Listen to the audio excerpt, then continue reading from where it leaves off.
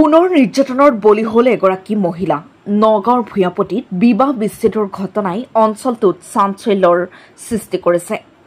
উল্লেখ্য যে 2023 চনৰ বহমপুৰ বামুণীৰ পৰা ভূঞাপতিত ইছলামিক ৰীতি নীতিৰে বিয়া কৰাই আনিছিল মহিলাগৰাকীক। মহিলাগৰাকীয়ে বিবাহৰ পিছৰে পৰা নিৰ্যাতনৰ বলি হৈ আহিছিল। প্ৰত্যেক দিনাই ৰাতি মদ্যপান কৰি আহি মাৰধৰ কৰে। ভুক্তভোগীৰ পৰিয়ালৰ লোকে সংবাদ মাধ্যমত প্ৰকাশ কৰে যে তেওঁলোকৰ লগত প্ৰতাৰণা কৰা হৈছে। বিবাহৰ আগত একো কথা জানিবলৈ দিয়া হোৱা নাছিল আৰু ভুক্তভোগী পৰিয়ালে নাৰী সুৰক্ষা সংগঠনৰ কাষ চাপি আইনীভাৱে সমস্যাৰ সমাধান বিচাৰিছে। অসম চৰকাৰলৈ কাটৰ আহ্বান জনাই কয় যে তেওঁলোকৰ লগত প্ৰতাৰণা কৰা হৈছে। এই সন্দৰ্ভত ন্যায় দিব লাগে। নিউজ ডেস্ক ৰিপৰ্ট, লাইভ খবৰ 24।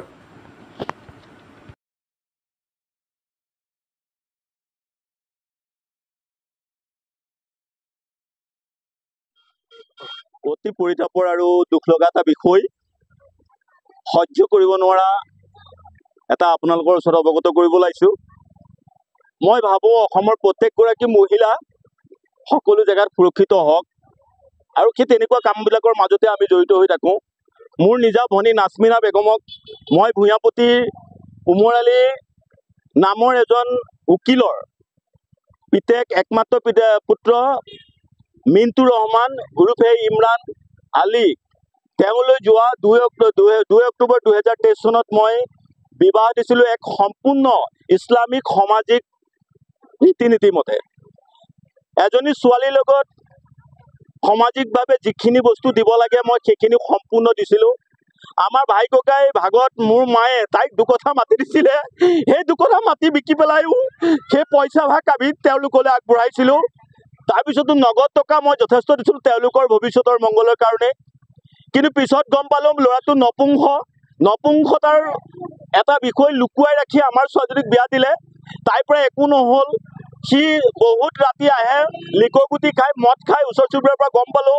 আৰু বহুত ৰাতি আহি লৈ পেলাই ছোৱালীজনীক মানে শুবলৈ নিদিয়ে, অত্যাচাৰ কৰে।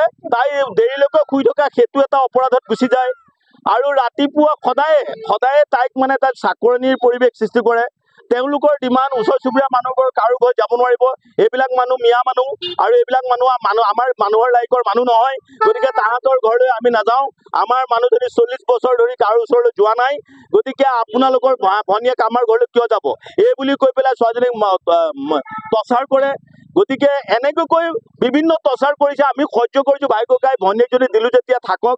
যেতিয়া এটা চূড়ান্ত পৰ্যায়ত পাইছে, নিজৰ বাই শাহুৱেকে আঁঠু কঢ়াই লৈ গালত চৰিয়াই, শাহুৱেকে আঁঠু কঢ়াই, শাহুৱেক আৰু শহুৰেকৰ গু কলপত পেলাই দিয়ে, সেইখিনি হাতেৰে ধুবলৈ দিয়ে, ইত্যাদি ইত্যাদি অত্যন্ত কষ্ট। এইখিনি কথাও আমি সহ্য কৰি লৈ পেলাই আছিলোঁ। তাৰপিছত চূড়ান্ত পৰ্যায় পালে সিদিনাখন তাই চলিবৰ বাবে মোৰ মাৰ ঘৰৰ পৰা 3টা মুৰ্গী আনিছিলে। সেই মুৰ্গী 3টা কিবা কাৰণত কুলকি গৈ ওচৰ চুবুৰীয়া মানুহৰ ঘৰলৈ গ'ল। সেই মুৰ্গীকেইটা ধৰি আনিবলৈ যাওঁতে তই সেয়া মানুহৰ ঘৰলৈ যাবলৈ হাক দিছিলোঁ, সেইবিলাক বেয়া মানুহ, নালাইক মানুহৰ ঘৰলৈ কিয় গলি, এই বুলি কৈ পেলাই ছোৱালীজনীক অত্যন্ত মাৰপিট কৰিলে। আৰু তাইক এটা সময়ত তাইক তালাক দিয়াৰ এটা সিদ্ধান্ত ল'লে। তালাক দিয়াৰ সিদ্ধান্ত লৈ তাইক আমাৰ ঘৰৰ পৰিয়ালৰ মানুহ আহি পেলাই আলোচনা কৰি চালে। আলোচনা কৰি কিজনী সিদ্ধান্তৰ পজিটিভ আহে, কিন্তু সেই সিদ্ধান্ত নহ'ল। মোৰ ভাই ককাইক ছোৱালীজনীক লৈ যাবলৈহে তেওঁলোকে দাবী জনায়। পৰৱৰ্তী সময়ত মই আকৌ মোৰ মা আৰু মোৰ ল'ৰাটোৱে মোৰ ভাগিনটোৱে পঠালোঁ। সেই সময়তো তাহাঁতে মোৰ ভাগিনটো আৰু ল'ৰাটোক খেদাই দিয়ে আৰু মোৰ মাইকো বিভিন্ন তুচ্ছ তাচ্ছিল্য কৰি জীয়েকক লৈ যাবলৈ তেওঁলোকে দাবী হুমকি দিয়ে। পৰৱৰ্তী সময়ত কালি যেতিয়া মই গম পালোঁ মোৰ ভনীজনী মানসিকভাৱে কঁপি লুটি খাই পৰিছে, তাৰপিছত মই গম পালোঁ তাই ৰাতি ভাত খাওঁতে কিবা বিষক্ৰিয়া হ'ল। এতিয়া সেইটো আমি ডক্টৰী পৰীক্ষা কৰা নাই, বিষ খোৱালে নে কি খোৱালে। তাই সম্পূৰ্ণ শাৰীৰিকভাৱে অক্ষম হোৱাত গাঁৱৰে মছজিদ সমিতিৰ সভাপতিৰ ঘৰত তেওঁ গৈ আশ্ৰয় লয়। তাৰপিছত সভাপতিৰ ঘৰৰ পৰা মই স্কুলত থকাৰ সময়ত মোলৈ ফোন কৰে। তাৰপিছত মই ক'লোঁ যে আপুনি আপোনাৰ ঘৰত থাকক। সেই বিষয়টো ততাতৈয়াকৈ আহি আমাৰ মহিলা পৰিষদক মই বিষয়টো জনাওঁ আৰু মহিলা পৰিষদ তৎকালীনভাৱে এই বিষয়টো এক ন্যায়িক চিন্তাৰ বাবে তেওঁলোকে উঠি পৰি লাগি বিষয়টো আলোচনা কৰি আজি এই মজিয়ালৈ আমি আহোঁ।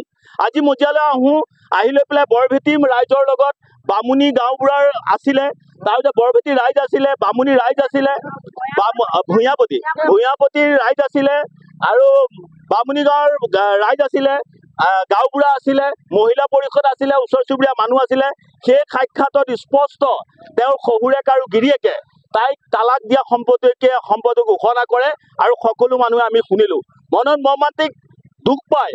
মোৰ ভনীজনীক মইতো দলিয়াই পেলাই দিব নোৱাৰো, চপাই কাষলৈ আমি লৈ গৈছো, চমজি লৈছো।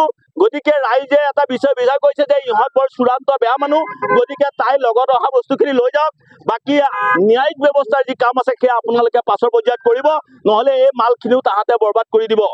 এতিয়া কথাটো হ'ল, সেই কথাটো মই মাননীয় মুখ্যমন্ত্ৰী মহোদয় আপোনাক মই কৰজোৰে অনুৰোধ কৰিছো, এনেকুৱা আৰু বহুতো ঘটনা হয়। এই মানুহঘৰে এজনী সুস্থ ছোৱালী বিয়া পতাই পাগলকৈ খেদি দিছে।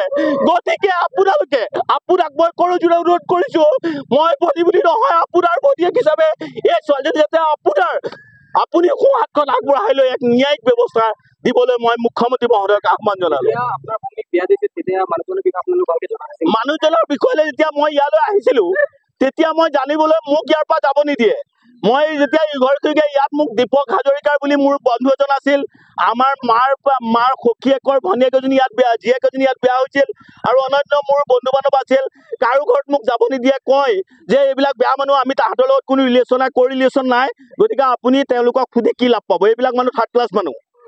আৰু আমি ভূঞাপতিত খাৰা হলে ইয়াত কোনো আমাক কওঁতা নাই।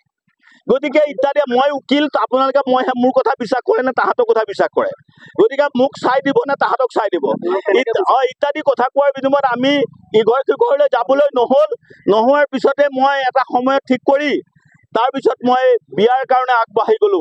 এতিয়া এই ছোৱালীজনী আমি অত্যাচাৰ কৰে আৰু মই টকা আনিলে মই 15 দিনৰ কাৰণে ভাল, আৰু মোৰ মানুহটোৱে মোৰ কথা ভাই ভনীৰ কথা শুনি মোক খুব মাৰপিট কৰে, কি মদে খায় আৰু কিবা কিবি খায় আৰু লগতে মোক বহুত অত্যাচাৰ কৰে। মই বহুত টকা পইচা আনি সিহঁতক তৰালো, বুজিছে। আৰু কি সুধিব, মই অক্টোবৰ মাহৰ 2 তাৰিখে বিয়া হৈছিলো, 22 চনত। 3 বছৰ হৈ আছে।